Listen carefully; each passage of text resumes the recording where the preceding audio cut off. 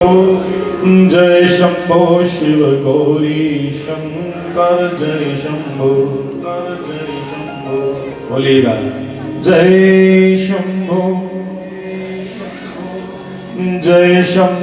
शिव गौरी शंकर जय शंभो जय शंभो हाँ जी जय शंभो शिव गौरी शंकर जय शंभो नमः पार्वती पतये हर हर महादेव। मेरे प्यारे भाई बहन, इस पूरी सृष्टि के आदिकर्ता रचयिता भगवान महादेव और प्रकृति रूपा मां पार्वती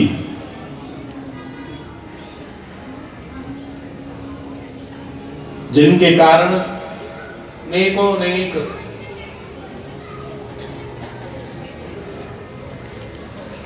स्तोत्र गायन किए गए।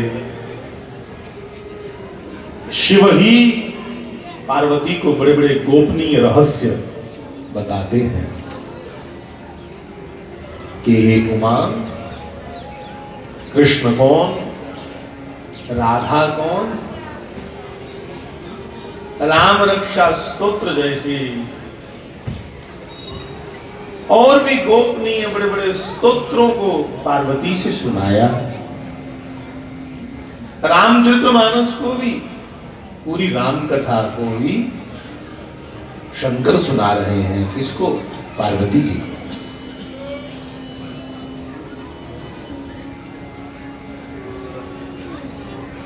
राम कथा और कृष्ण कथा समझने से पहले उनमें रुचि हो सके, बड़ा जरूरी है कि हम शिव का चरित्र समझें। और शिवजी का चरित्र सुनने सुनने पता लगता है कि माता सती की भी जे भगवान पर संदेह यंदा शक यंदा ते फिर जे कदे कदे सानू ही यार तो कोई बड़ी बड़ी गल नहीं। और ये भी कन्ने कन्ने सुनना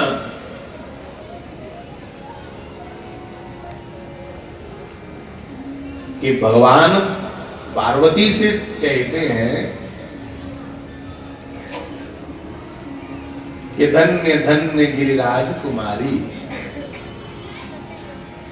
कि तू बड़ी धन्य है, बड़ी धन्य है। तुम समान नहीं कहो उपकारी, तेरे समान कोई उपकार नहीं करने वाला। किड़ी गल्ला इन्नी सिफत करा दे अपनी करा ली, बंदा कचा लगता है सारे सामने अपनी जनानी की सिफत करता है। जे कोई सिफत करनी योग हो है तो दी करनी भी चाहिए।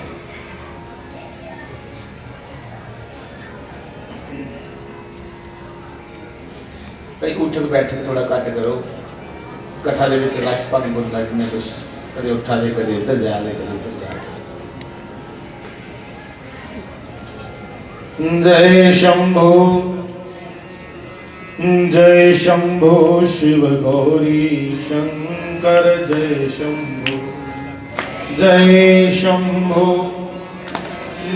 शंभो शिव गौरी शंकर।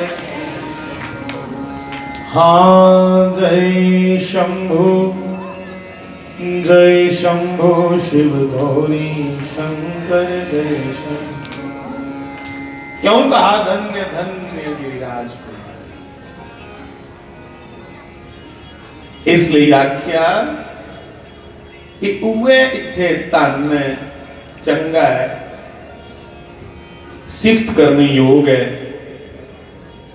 जो दे कारण सानू परमात्मा की कथा सुनने ही मिले, जो दे कारण उस भगवान का कोई प्रसंग छिड़ी हो,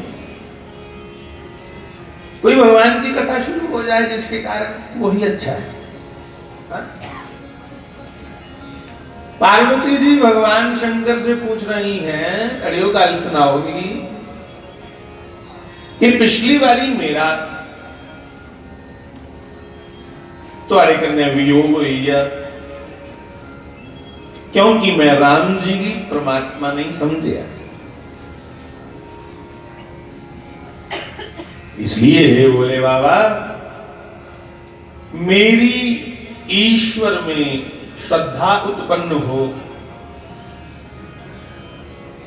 थोड़ा जिहा मिगी शक है, ये जेड़े दशरथ दे घर पुत्र बनिए जम्मे, क्या यही राम पर ब्रह्म परमात्मा है? ये सच्चे गल। सीता का पति जो है वही राम, जिसका आप दिन रात नाम सुमिरन करते रहते हैं, वह किधर जा कोई और। और अगर वही राम है जिसका नाम आप दिन रात जपते रहते हैं, तो फिर उसको एक राजा के घर पुत्र बनकर क्यों पैदा होना पड़ा? उसी के लोड़ है मल मूत्र दे भांडे च इस गंदगी दा शरीर, अंदर ते गंदगी है, ओदे च लपटोने दी गर्भ दे विच पुठा। भगवान भोलेनाथ मुस्कुराए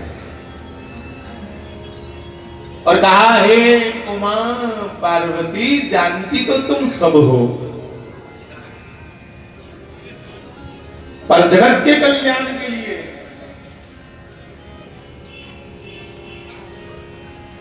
आपने ये प्रश्न किया है, जगत के कल्याण के लिए।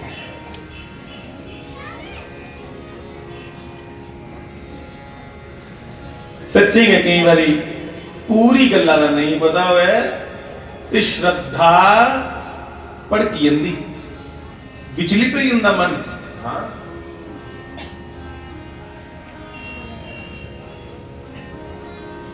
वो जो राम है, जो परब्रह्म है, कह दिया राम ब्रह्म परमार्थ रूपा।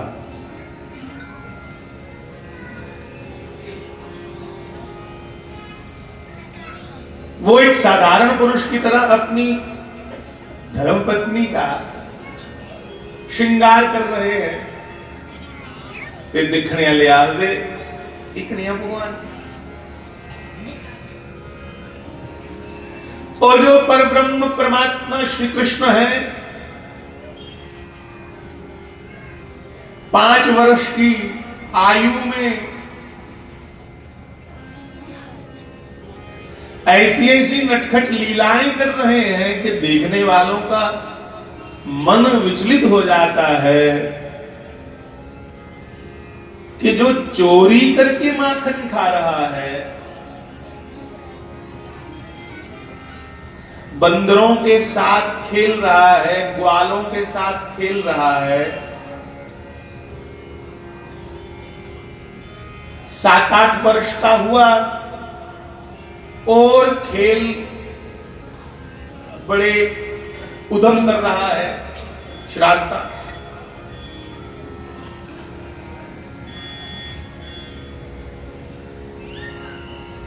और तो और जमुना जी के जल में गोपियां स्नान कर रही हैं,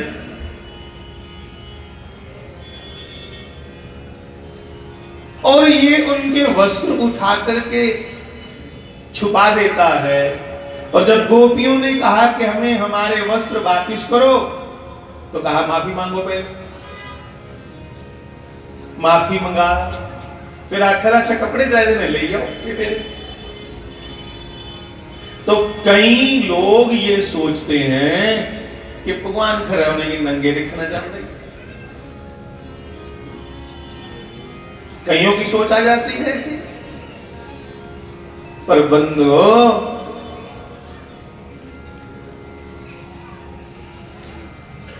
ये सोच इसलिए आई कि तुम उस परब्रह्म को अभी जानते नहीं।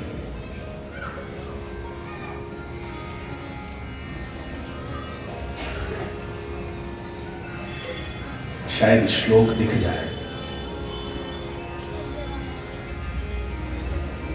आओ अब चले लोक से श्लोक की ओर।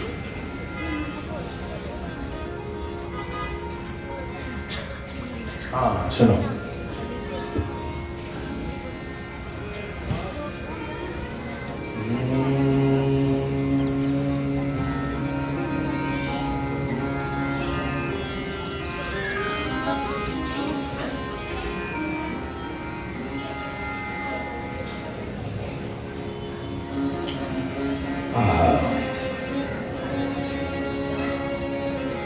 हेमंते प्रथमे मासी,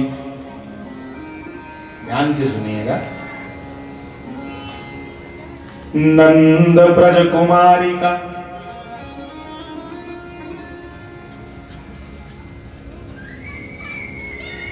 चेरुर हविष्यम भुंजाना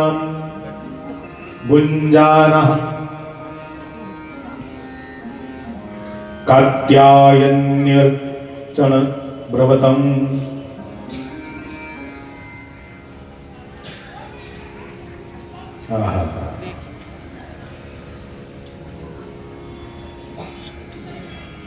कात्यायन्यर्चन व्रतम मतलब हेमंत ऋतु के प्रथम मास में मार्गशीर्ष में नंद गोकुल की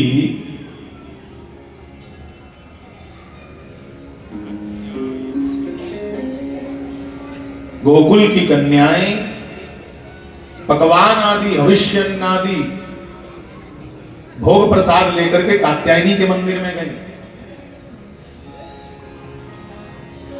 और वहां श्रद्धा पूर्वक पूजन करती हुई भोग प्रसाद माता जी के सामने रख करके बोली, थालियां थोड़ियां प्रसाद करिए तो चूटी करन जंदियां निकल दे उनदे नवी बच्चे पता नहीं उनका चूटी के करनी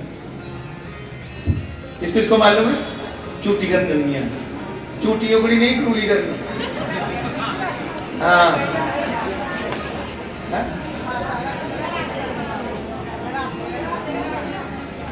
क्या करते चूटी करने सुनाओ, अपनी अपनी रोटी लेंदे फिर भजन गाते उत्थे गई माता रानी के और माता रानी ने भजन गाई है आपे विच जिहड़ी रोटी लेती दी है भोग लवाई है भगवान की, फिर अपनी रोटी तू मेरी पूड़ी ले ले अपना मिगी चार दे हैं अद्धी परोठी तू ले अद्धा फुलका मिगी दे तो फिर कट्ठे भी खाएंगे सारे चूटी कर दिया। पहले भी दो कुड़ियां के सामने पता है मुझे चूटी करनी पूरी करनी नहीं, एक अच्छे खेल थे।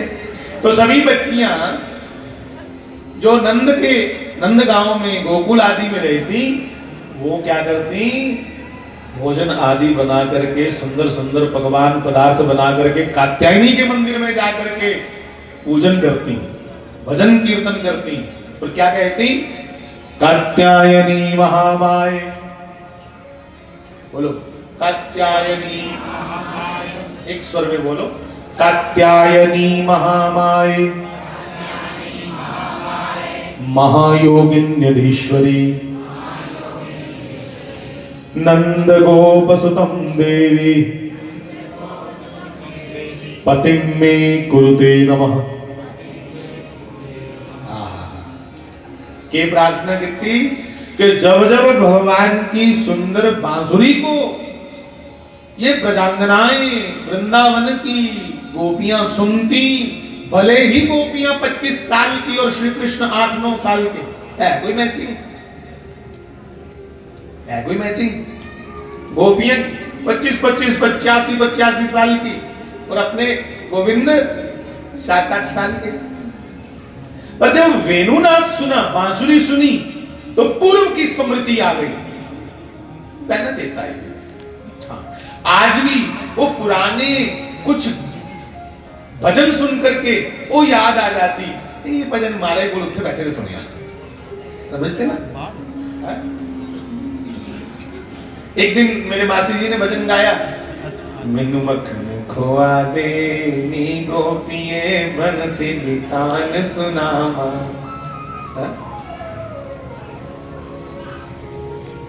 और गोपी कहती है और मेरा छड़ दे पल्ला वे मोहिना मैं करे अपनी नू जावा। और कृष्ण कहते हैं मिश्री वर्गा माखन तेरा लगदा बड़ा प्यारा। और आगे थ्रेट है, हथी दे दे तांगल चंगी नहीं ता चुरा लूं सारा, फिर की करेंगी नी गोपिये परेंगी ठंडियां हामा।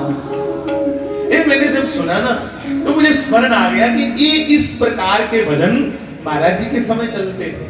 तो वो झांकी सामने आ गई कि महाराज जी बैठे हैं, सब लोग, पूरा आंगन भरा है, बारी बारी सब भजन गा रहे हैं, इस प्रकार के भजन जिसमें भगवान की लीलाएं गाई जाती थी।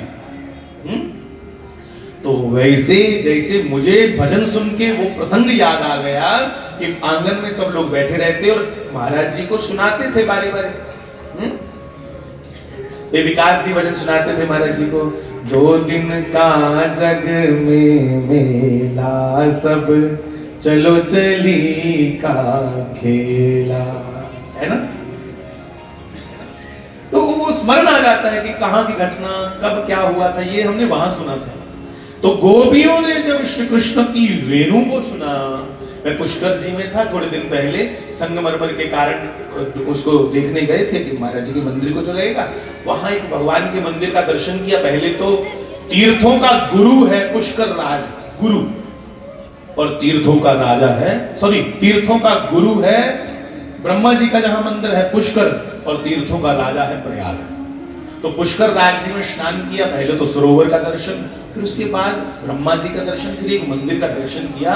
उस मंदिर का नाम था वेणु माधव।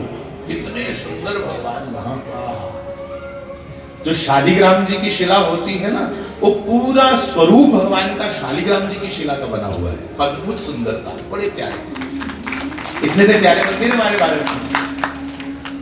तो सुनिए,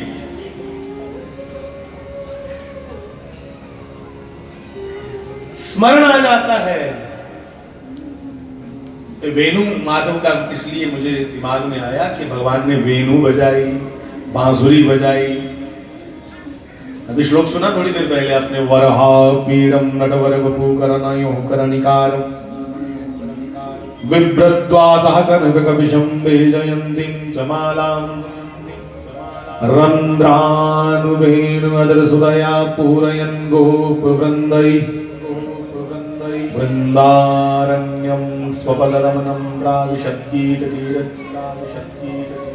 ये वेणु सुनकर के, वेणु शब्द आया तो देखो ध्यान कहां चला गया मेरा, वेणु माधव पुष्कर, जो हमने पुष्कर जी में मंदिर देखा, दर्शन किया। देखो, देखना और दर्शन करना दोनों में अंतर होता। मैंने देखा कहा तो तुरंत मैंने शब्द को काट करके दर्शन कहा। देखना मैंने सिर्फ देखना, और दर्शन मैंने उसके पीछे का रहस्य क्या है, उसका पूरा दर्शन, हिस्ट्री के पीछे की मिस्ट्री क्या है, ये दर्शन। देखना मैंने इशारा देखे, अच्छा एक बंदा है, पर दर्शन क्या है, बंदे दी क्वालिफिकेशन की है, बंदे दा कद कितना है, बंदे दा स्वभाव कने है, बंदे दे नैन नक्श कने है, बंदे दा चाल चलन कने है, ये है दर्शन। तो देखने का मतलब, देखा एक बंदा पता नहीं कौन है, ये दर्शन, ये देखना।